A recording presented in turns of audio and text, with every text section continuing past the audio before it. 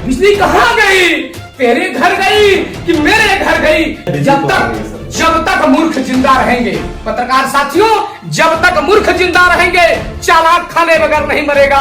अब मोहन भागवत जी ने कह दिया, अब एक ही सफ में खड़े रहे महमूद व अयाज, कोई बंदा रहा न कोई नवाज। यहाँ तो समता मूलक समाज है। देशी धर्म था, देशी जात थी और देशी स्वाभिमान था। हिंदू कहीं के हैं न मुसलमान कहीं के हैं, दोनों यही रहेंगे, दोनों यही के हैं। दो चार लफ्ज प्यार के लेकर मैं क्या करूं? देना है तो वफा की मुकम्मल किताब दो, तो वहां पे नफरत की प्रयोगशाला तैयार। ईमानदार होना चाहिए। बादशाह झूठ नहीं बोलता, अगर बादशाह झूठ बोलता है तो बादशाह नहीं हो सकता। 3 करोड़ फांस बोल दिया, और इतना ही नहीं, भाई और बहनों, बिजली आई, मैं बड़ा परेशान हूँ मेरे साथी। मूर्खों का स्वामी बनने से अच्छा है किसी बुद्धिजीवी के दास बन जाए।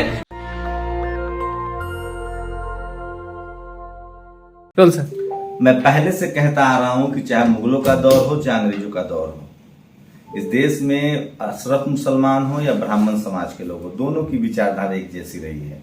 सत्ता के साथ साथ रहना, सत्ता के साथ साथ बात करना। मेरे साथ जाहिद उर्फ आजाद साहब हैं, अशराफ कम्युनिटी से आते हैं, ये चलाते हैं अखिल भारतीय समरसता विचार मंच, और होना भी चाहिए, मैं इसके खिलाफ नहीं हूँ। बीजेपी में जो भी मुस्लिम नेता है वो लगभग अशराफ हैं। अब मोदी जी की कोशिश है कि पसमानदाओं को जोड़ा जाए। ये चलाते हैं अखिल भारतीय समरसता विचार मंच। समरसता आरएसएस की भाषा है। समरसता का क्या मतलब हुआ?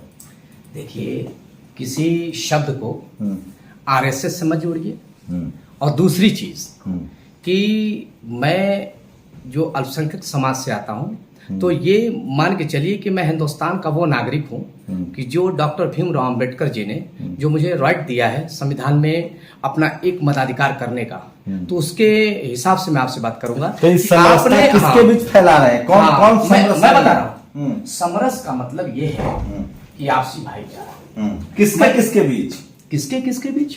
हिंदू, मुस्लिम, सिख, ईसाई, पादरी, जैनी, ये सारे लोगों के बीच में बौद्धिक, मान लिए चलिए, सारे लोगों के बीच में हिंदू मुस्लिम के बीच आप समरसता बताना चाहते हैं। जी। मुसलमानों में जो अंसारी है, जी, जो पसमानदा है, जो जिनको छोटी नाई है, उनका समरसता अशराफ मुसलमान कब करेगा? उनको पहले उसके हमारे यहाँ एक बात जान लीजिएगा श्रीमान जी, हमारे यहाँ कोई अशराफ है न कोई पसमादा है।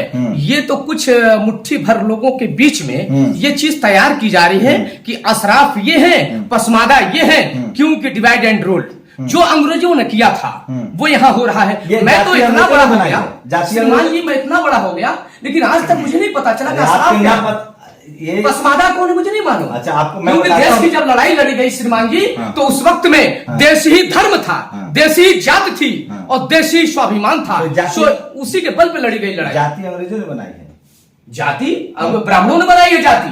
अरे मोहन भागवत जी ने कह दिया, अब उसके आगे मैं कुछ कहूंगा। मुसलमानों में किसने जाति बनाई? कोई नहीं है। यहाँ तो एक ही सफ में खड़े रहे महमूद व अयाज, कोई बंदा रहा न कोई नवाज। यहाँ तो समता मूलक समाज है। अब ओबीसी रिजर्वेशन के पक्ष में है, मुसलमानों को जो मिला हुआ है उसके खिलाफ है। बस अशराफ जो मुसलमान जो जनरल के, आप रिजर्वेशन में है कि नहीं? देखिए एक बात जानिए, मैं ये जो 10% की बात कर रहे हैं आप, मैं उन गरीबों के गलियों से होके आता हूँ। मैं आपसे पहले ही कह दिया था कि उन गरीबों के गलियों से निकल के आता हूँ। मेरा सवाल कि मैं आप रिजर्वेशन के पक्ष में है या नहीं? नहीं, मैं रिजर्वेशन के पक्ष में नहीं हूँ, मैं उस चीज के पक्ष में हूँ। आप मुसलमानों को जो रिजर्वेशन मिल रहा है ओबीसी कैटेगरी में, उसके पक्ष में नहीं है? नहीं, मैं उनके पक्ष में हूँ।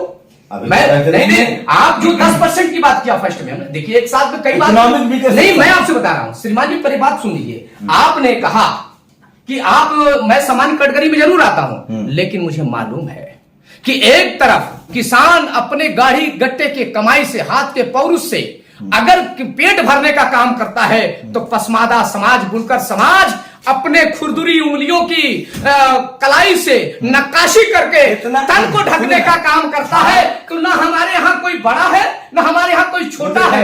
जी, मैं बैठाऊंगा, एक स्कॉलर भी बुलाऊंगा अभी। जी, खान पठान, जी, अशराफ को छोड़ के जितने मुस्लिमों के जो तंजीमें हैं, जी, उन पर उनके प्रमुखों का नाम बताइए मुझे, और वो अशराफ है या पसमानदा है? देखिए, यहाँ मैं तो आपसे शुरू से कह रहा हूँ कि जो अगर एक सफ में मदनी साहब कौन है? कौन?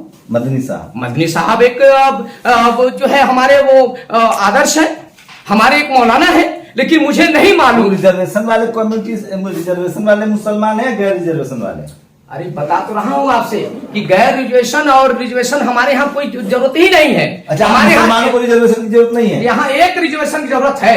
क्या जरूरत है मैं बता दूंगा कि आप हिंदू कह कहीं रहे के हैं हैं, जिन मुसलमान, हम बता रहे हैं किस रिजर्वेशन की जरूरत है। हिंदू कहीं के हैं न मुसलमान कहीं के हैं, हिंदू कहीं के हैं न मुसलमान कहीं के हैं, दोनों यही रहेंगे, दोनों यहीं के हैं। ऐसा हिंदू मुसलमान इसका ही रिजर्वेशन आप दिला सर, मैं यही बहुत चीज है। सर मैं हिंदू मुसलमान पर आऊंगा ना सर, मैं उसका सवाल पूछ रहा हूँ। कोई मैं कह रहा हूँ जो जी। मुस्लिम बिरादरी को रिजर्वेशन मिल रहा है, जी जी, ओबीसी रिजर्वेशन, आप उसके पक्ष में है या खिलाफ? अभी कहाँ में रिजर्वेशन मिल रहा है भाई? आपको ये भी नहीं पता है? अभी आपको बता तो रहा हूं मैं, आप जब कह रहे हैं कि आप बता दीजिए कि आप उठा के देख लीजिए। 90% मुसलमान ओबीसी कैटेगरी में आते हैं। 90% की बात छोड़िए, आप एक भी ऐसे आदमी को बताइए कि जो आदमी आज के आरक्षण में और रिजर्वेशन का लाभ ले रहा हो। हाल बड़ी बुरी है, रिजर्वेशन का लाभ दूसरा ले रहा है। अरे समर्थन करते हैं कि नहीं करते हैं? मैं ये पूछ रहा मैं तो हूँ। कह रहा हूं कि मैं तो चाहता हूं कि मेरे 52%, आप 90 की बात कर रहे हैं, मैं 52% जो पिछड़े समाज के हमारे भाई हैं, मैं तो चाहता हूं कि खुल के इनको समर्थन में कर रहा हूं और दिल खोल के मैं उन्हीं के पक्ष में रहता हूं। और मैं कहता हूं 22% जो दलितों की बात करते हैं उनको भी रिजर्वेशन बढ़ाया जाए। क्यों कि जो हमेशा अपने मेहनत से और अपने जो है पौरुष से समाज में मेहनत करके अपनी बात को जो है रखता है, उनकी हाल क्या है? ये फर्क है, ये बेसिक फर्क है। मुस्लिम में भी जातियां हैं, लेकिन जो मुस्लिम कम्युनिटी के जो अशराफ लोग हैं वो मुस्लिम रिजर्वेशन के विरोध में नहीं है। लेकिन वही हिंदू कम्युनिटी में ये फर्क है। हिंदू में जो जनरल कैटेगरी में लोग थे, अब तो खैर वो भी, उनको भी इकोनॉमिक वीकर सेक्शन का रिजर्वेशन मिल गया है। वो इस देश के SC ST OBC के रिजर्वेशन के खिलाफ हैं। जातियां दोनों तरफ हैं।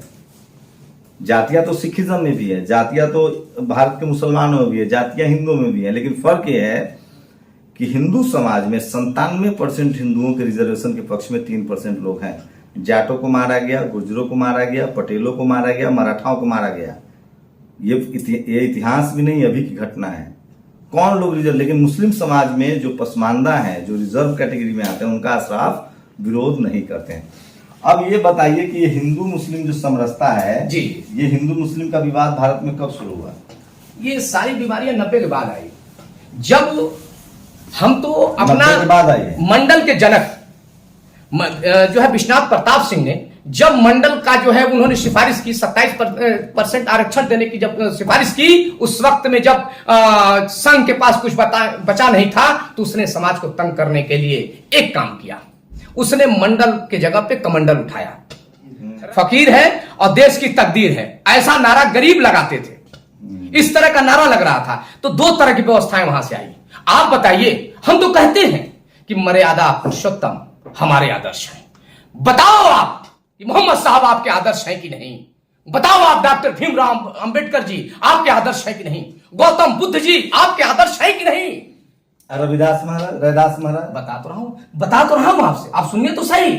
आप जो है आप ज्योतिबा फूले जी आपके आदर्श हैं कि नहीं? जो हमारे शिक्षा के जनक हैं, जिसने मंडल के जनक हमको बोले जाते हैं, उनको आप कहां लेके खड़ा कर रहे हो? जब हम कहते हैं कि 2-4 लफ्ज प्यार के लेकर मैं क्या करूं, 2-4 लफ्ज प्यार के लेकर मैं क्या करूं, देना है तो वफा की मुकम्मल किताब दो, तो वहां पे नफरत की प्रयोगशाला तैयार होती है। आज सोचने का विषय है पत्रकार साथियों कि देश को लेके जा कहां रहे हो? जब हम लेके जा रहे हैं, मोदी जी विश्व गुरु बना रहे हैं। अरे अब एक बात सुन लीजिए, अभी कल लोकसभा में वो बोल रहे थे कि 8 करोड़ लोगों को नल जल योजना जो है लाभार्थी तक पहुंचा है, और आज राज्यसभा में वो बोल रहे हैं कि 11 करोड़ लोगों को नल जल योजना पहुंची है। आप बताइए, नहीं 1 मिनट, 21 घंटे में 3 करोड़ आपने झूठ बोलने का काम किया। और जो है 24 मई 2014 से लेकर आप आज तक उठा के देख लीजिए, जब आपने दूसरी बार शपथ लिया, 15वें लोकसभा का आपने जब प्रधानमंत्री जी आप जब शपथ लेते हैं तो कहते हैं कि हम सब भारतीयों के सम्मान में प्रधानमंत्री खड़ा है मैदान में, बादशाह ईमानदार होना चाहिए, बादशाह झूठ नहीं बोलता। अगर बादशाह झूठ बोलता है तो बादशाह नहीं हो सकता। अच्छा, ईमानदारी से कह रहा हूं आपसे। ये लोकसभा में कह रहे थे 8 करोड़, नहीं, राज्यसभा में कहते हैं राज्यसभा में 11 करोड़। 21 घंटे में 3 करोड़ इन्होंने मैं सुना हूं, 3 करोड़ फांस बोल दिया। और इतना ही नहीं, भाई और बहनों, बिजली आई, मैं बड़ा परेशान हूं मेरे साथी। भाई मैं परेशान हूं, बिजली कहां गई? तेरे घर गई कि मेरे घर गई? लेकिन मुझको लगा जब तक मूर्ख जिंदा रहेंगे, पत्रकार साथियों, जब तक मूर्ख जिंदा रहेंगे, चालाक खाने बगैर नहीं मरेगा। अब मूर्खों का स्वामी बनने से अच्छा है किसी बुद्धिजीवी के दास बन जाए। लेकिन मैं जरूर कहूंगा कि मैं कहता हूं, आप बताइए, बालकांड, किष्किंधा कांड, सुंदरकांड, लंका कांड, उत्तरकांड, अरे मैं तो कहता हूं कि मुझसे बड़ा ब्राह्मण कौन है? कि लोकाभिरामम रडिरगधीरम राजीव नेत्रम रघुवंशनाथम कारुण्य रूपम करुणाकरंदम श्री राम चंद्रम शरणम प्रपथे। लिखा है तुलसीदास जी ने लिखा है। तो तुलसीदास दूसरे जो शूद्र नारी नहीं समझ रहे, उन्होंने जो लिखा है उसी को तो सभी विरोध कर रहे हैं। उस लाइन को हटा देना चाहिए। तो अब तो राम साक्षात राम, कल सांसद ने कहा है लोकसभा में कि राम साक्षात राम। ये प्रीपेड लोग हैं, फिर आप पोस्टपेड हैं। मैं पोस्टपेड भी नहीं हूं तो? मैं तो फकीर आदमी हूं, अनमैरिड हूं, मोदी जवानी निकल गई। नहीं, मैं उस तरह का फकीर नहीं हूं, मैं राजनीतिक फकीर हूं। घर से निकलता हूं मेरे दोस्त, तो मेरे पास सारी लिस्टें पड़ी है। मैं घर से निकलता हूं, मेरे बाबा स्वतंत्रता संग्राम मोदी से क्या दिक्कत है? मोदी जी तो दुनिया को विश्व गुरु बना दिए भारत को। उनसे क्या दिक्कत है? 21 घंटा में 3 करोड़ लोगों के घर में नल जल लग गया। नहीं समझ रहे। ईश्वर करे कि और आगे वो बढ़े, लेकिन झूठ में थोड़ा कमी करें, झूठ में कमी करें। कोई काम मोदी जी का अच्छा नहीं। झूठ बोलकर हम सत्ता में आ सकते हैं, लेकिन झूठ बोलकर दिल में नहीं उतर सकते। गैस का दाम कम कर दिया। अरे काम कर दिया, जो है 340, 440 और 465 से आपने 1000 के पार कर दिया। विकास किया है, बेरोजगारी रोड पे है, विकास किया है। और जो शिक्षार्थी आप उठा के देख ले, पूरे प्रदेश में लाठियों डंडे से पीट फटी चली जा रही है, दर बदर भटक रहे हैं। स्वास्थ्य के क्षेत्र में देखिए, कोरोना में कब्जा कर लेता देश। नहीं, शेर का डर दिखा के बकरियां हमला कर रही है। सोचिए मेरे पत्रकार साथियों, कहते हैं कि मुझे मुसलमान से खतरा है। अच्छी एक चीज बताइए आप, प्रधानमंत्री कौन है? राष्ट्रपति कौन है? देश और प्रदेश का मुख्यमंत्री कौन है? ये सिर्फ कहते हैं कि मुझे मुसलमान से खतरा है। मेरे दोस्त, रात में जाइएगा, अरे बराबर कहते हैं, अरे भाई टेंशन मत लो, अगर नहीं सही से रहे, अगर ये भाजपा की सरकार चली गई तो ये कांग्रेसी, ये सपा, ये बसपा, ये लोक दल वाले तुम्हारी चूल्हा बंद कर देंगे। सिर्फ हम ही को आने दो, क्यों? हम रहेंगे तो तुम्हें 5 किलो राशन देंगे, इसलिए कि 5 किलो राशन खाना, क्योंकि हिटलर ने कहा था कि जिस कौम को मारना हो एक दाने का निर्धारित मूल्य तैयार कर दो। उसी के जगह पे कार्ल मार्क्स ने कहा था कि जिस संगठन का, जिस समाज का बेड़ा गर्क करना हो उसके रहनुमा को कायर और बुजदिल बना दो। आज किसी भी पार्टी का, संगठन का कोई भी लीडर अगर रोड पे खड़ा होता है तो उसको लाठी और डंडों से मारा जाता है। अभी व्यक्ति की आजादी छीन रहे हो। सारा विपक्षी नेता चोर है, इसलिए ईडी के डर से डर गया है, मोदी जी कह रहे हैं। नहीं, सारा जो है विपक्ष चोर नहीं है। चोर कौन है देश देख रहा है। वो कत्ल भी करते हैं तो चर्चा नहीं होती, हमारा भी भरते हो जाते हैं बदलाव। कौन चोर है? पूरा देश देख रहा है कौन चोर है। आपको नाम लेने में डर? अब नहीं, नाम लेने में डर नहीं लगती, लेकिन मैं कह दिया कि झूठ फरेब इस जमाने में रह गए। हम दोस्ती का फर्ज निभाने में रह गए।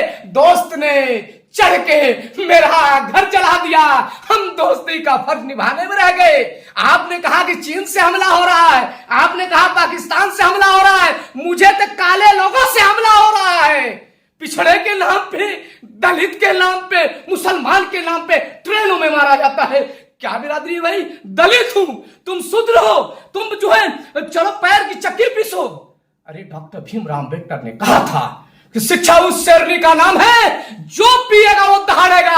आज हिंदुस्तान में दलितों का सम्मान या पिछड़ों का सम्मान या मुस्लिम का सम्मान अगर सुरक्षित है तो शिक्षा के बल पे है, वो डॉक्टर भीमराव अंबेडकर के बल पे है। आज डॉक्टर भीमराव अंबेडकर नहीं होते, हम जैसे गरीब किसान के बेटे दिल्ली में शंभू भाई मैं आपके यहां नहीं आ पाता। अगर डॉक्टर भीमराव अंबेडकर ने अगर मुझे एजुकेशन की ताकत नहीं देता, घर के बाहर में प्राइमरी स्कूल में पढ़ता, वहीं से किसी बड़े जमींदार की या बड़े साहूकार की मैं जाके पानी भरता। मेरे आने वाले जो है परिवार के लोग यही कहते कि ये फला जमींदार के यहां आजाद नेता काम करते करते और मर गया। लेकिन मैं जरूर कहता हूं, तो मुस्लिम समाज अब बाबा साहब अम्बेडकर को अपना आदर्श मान रहा है, मानता है। अरे आप ये पता कर लीजिए शंभू भाई, मैं आपसे बता दूं नेशनल दस्तक पे मैं बहुत ईमानदारी से, क्योंकि आप कातिल को मसीहा आपने नहीं किया। आपके चैनल के माध्यम से मैं देश को बताना चाहता हूं कि जिस समय पत्रकार साथी मीडिया साथी कहते हैं कि जो तुझे पसंद हो वो बात कहेंगे। कौन कहता है? मैं बता रहा हूं कौन कहता है। कुछ मीडिया साथी कहते हैं कि जो तुझे पसंद हो बात कहेंगे, अब दिल को कहो रात तो रात कहेंगे। आपने दिल को रात नहीं कहा, आपने कातिल को कातिल कहा, मसीहा को मसीहा कहा। कल भी हमारे मसीहा डॉक्टर भीमराव अंबेडकर थे, आज भी है। जब तक सूरज चांद रहेगा तब तक डॉक्टर भीमराव अंबेडकर को मैं अपना आदर्श मानता हूं। लेकिन एक बात जरूर कहूंगा, पता करिए बंगाल के अंदर जब उनको जो है संविधान सभा में भेजने की बात थी तो मुसलमान का बेटा अपना जो है सदस्यता रद्द करके खलीकुज्जमा नाम था, उसने डॉक्टर भीमराव अंबेडकर को वहां भेजने का काम किया। मैं आजमगढ़ से आता हूं, पता कर लीजिएगा। कवलधारी राम एक दलित का नाम है जिसका विरोध पूरे आजमगढ़ में लोग करते थे। मैं अपने गांव से बीडीसी बनाया गरीब के बेटे को, अब बनाकर मैं जो अपने जिले के अंदर प्रथम जो है ब्लॉक का नागरिक बनाने के लिए गुंडे माफिया मुझको घेरना शुरू कर दिए। लेकिन मुझको जो डॉक्टर भीमराव अंबेडकर ने जो कलम की ताकत दिया था, उस कलम की ताकत से मैंने कहा, आज जब सीला पट लगा कि कवलधारी राम प्रमुख सठियाव ब्लॉक, तब मेरा सीना गदगद हुआ। मैं जरूर कहूंगा कि अछूतों को छाती लगा हिंदुओं, अछूतों को छाती लगा हिंदुओं, ये लाल गैरों के घर जाएंगे। लेकिन आप लोगों पर तो आरोप लगता है कि अशरफ मुसलमान और ब्राह्मण का बेटी होती। मैं तो आज सुन रहा हूं मुगलों के दौर से आप, अरे तानसेन थे मुगल के। नहीं आप आपने बहुत अच्छा किया। एक बात सुनिए, आपसे मुगल कैसे आए? मुगल को बुलाया किसने? किसने बुलाया? अरे यही लोग, इनके जो दादा लोग थे उन्होंने लोगों ने बनाया। जोधाबाई कौन थी भाई?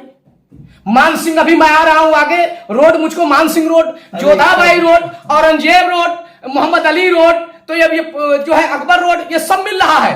लेकिन एक बात बता दे रहा हूं कि मुगलों के दौर में, अंग्रेजों के दौर में जो दलितों पिछड़ों के साथ अन्याय नहीं हो रहा था, ये जालिम सरकार ने करके दिखा दिया कि गांव से अगर निकल के किसी भी तहसील पे, थाने पे, चाहे डीएम के यहां, कप्तान के यहां एप्लीकेशन पड़ती है, जब लिख देता है कि गौतम, अंबेडकर, भीम, चाहे जय भीम, चाहे वो चमार लिख दे, चाहे वो मतलब वो पासी लिख दे, सोनकर लिख दे, धोबी लिख दे, अगर वो बैकवर्ड में वो किसी बिरादरी को लिख दे तो बैठा हुआ जो राजा है वो तुरंत उसके खिलाफ। अंसारी खान पठान तो ठीक है ना, उनका तो काम हो रहा है। नहीं अंसारी पठान खान मैं बता रहा हूं, ये सब नहीं हो रहा है। अरे किसी का नहीं हो रहा है।